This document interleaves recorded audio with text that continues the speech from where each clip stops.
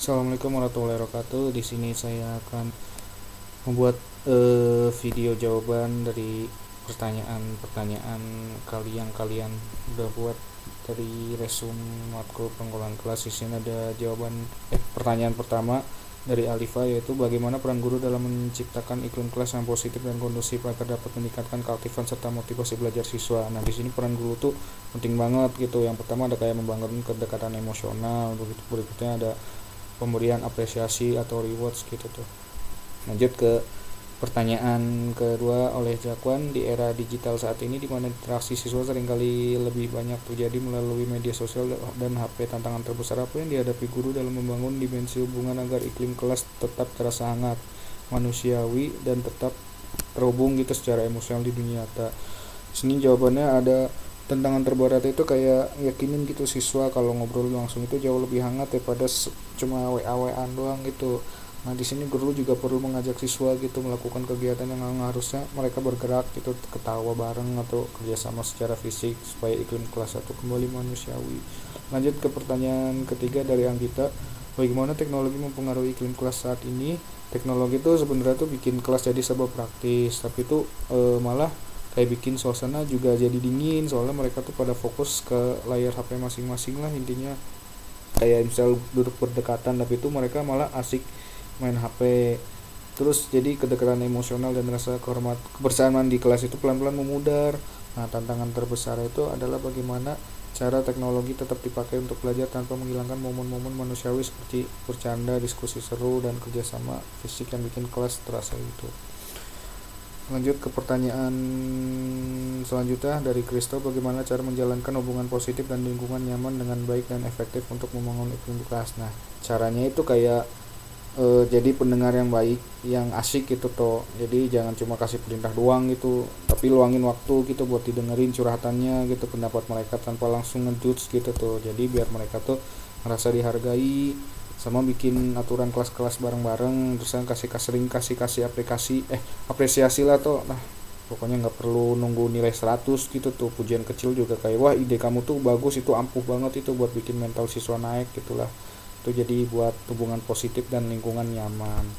Nah, lanjut ke pertanyaan berikutnya dari Arya, bagaimana cara mengatasi kelas yang di dalamnya siswanya bersirkel antara satu sama lain gitu tuh, atau pilih-pilih temen lah.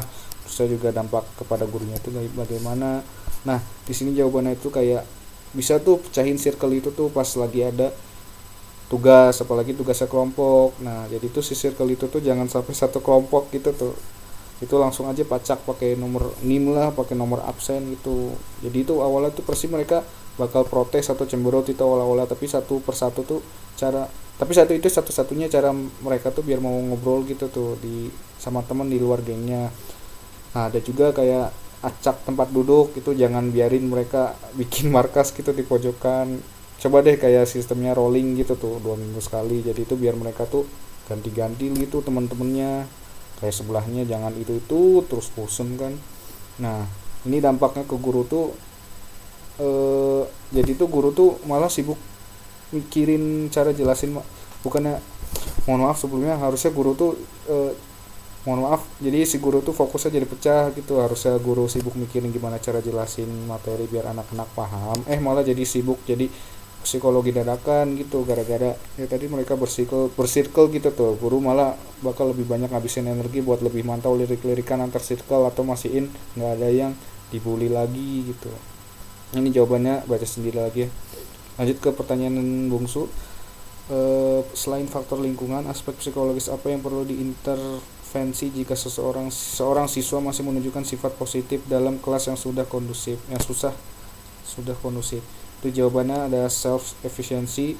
Itu guru perlu nanamkan rasa pede ke dia kalau dia tuh bisa sukses pakai cara dia sendiri gitu. Jadi nggak perlu validasi atau pengakuan dari circle itu buat ngerasa hebat gitu. Tapi sebenarnya tuh kurang paham sama pertanyaannya, dan semoga jawabannya bisa memuaskan ya Bung. Nah, lanjut ke pertanyaan Deswinta, di sini bagaimana guru dapat mengembangkan antara penerapan aturan kelas yang tegas dan menciptakan suasana yang nyaman serta bebas bagi siswa tanpa mengurangi kedisiplinan maupun partisipasi keaktifan siswa. Jadi bisa guru tuh tak bikin kontrak belajar bareng, jadi aturan sepihak, jangan bikin aturan sepihak gitu, ajak mereka tuh diskusi gitu, kayak menurut kalian tuh kelasnya tuh enaknya tuh gimana sih, terus aturan apa yang mereka sepakatin gitu. Kalau mereka ikut bikin aturan kan pasti mereka juga bakal lebih tanggung jawab gitu buat nurut tanpa harus ngerasa dipaksa gitu. Harus ada tegas tapi nggak galak. Nah pokoknya gitulah tak. Lanjut ke pertanyaan berikutnya, ada dari Dita. Apa yang dilakukan guru agar siswa lebih percaya diri dalam berpendapat? Itu guru bisa hargai setiap suara ya Dit. Kayak nurjut lah, guru bisa kasih apresiasi buat siapapun yang berani ngomong gitu, mau jawabannya benar atau mau ngaco, mau gimana lah, itu kalimat kayak wah poin yang menarik atau masalah ya makasih ya udah berani berpendapat, itu tuh bisa beneran gitu buat nambah kepercayaan mereka.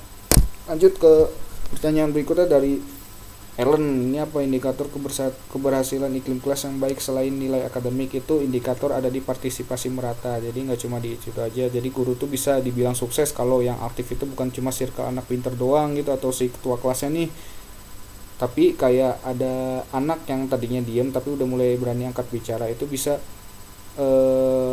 dibilang udah berhasil lah pokoknya. Lanjut ke pertanyaan Pander. Ini menarik juga nih.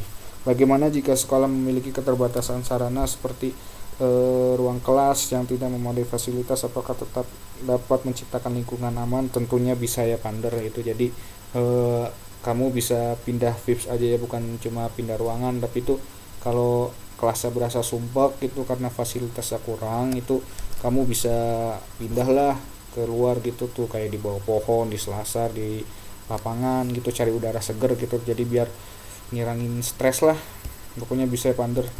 Nah berikut ada ruangan itu tuh bisa didekorasi gitu tuh, jadi kalian tuh bisa ruangan ini nih gimana ya biar nyaman lagi gitu tuh, kalian bisa dicat lah ruangannya atau gambar bareng-bareng gitulah, itu bisa nyaman walaupun ruangannya sederhana. Lanjut ke pertanyaan berikutnya dari Gina. Dari beberapa dimensi iklim kelas, mana yang paling berpengaruh menurut kalian? Jelaskan. Nah menurut saya yang paling berpengaruh itu di dimensi hubungan, karena elemen yang paling berpengaruh adalah fondasi utama bagi seluruh interaksi yang terjadi dalam kelas. Tanpa adanya hubungan yang harmonis antara guru dan siswa serta antar sesama siswa dimensi lainnya, itu kayak sebagai sistem aturan gitu atau pertumbuhan pribadi yang gak jalan gitu maksimal karena siswanya belum terasa aman secara emosional. Lanjut ke pertanyaan terakhir dari Hani, yaitu indikator tercapainya iklim kelas positif dan kondusif. Itu indikatornya tuh yaitu dapat dilihat dari munculnya rasa nyaman, rasa dihargai, serta tingginya motivasi siswa untuk terlibat aktif dari pembelajaran. Mungkin cukup sekian saja video jawaban dari saya, kurang lebihnya mohon maaf. Jawaban-jawaban yang lain teman-teman lainnya itu akan dijawab oleh teman-teman saya, jadi ditunggu videonya yang lain. Saya pamit undur diri. Assalamualaikum warahmatullahi wabarakatuh.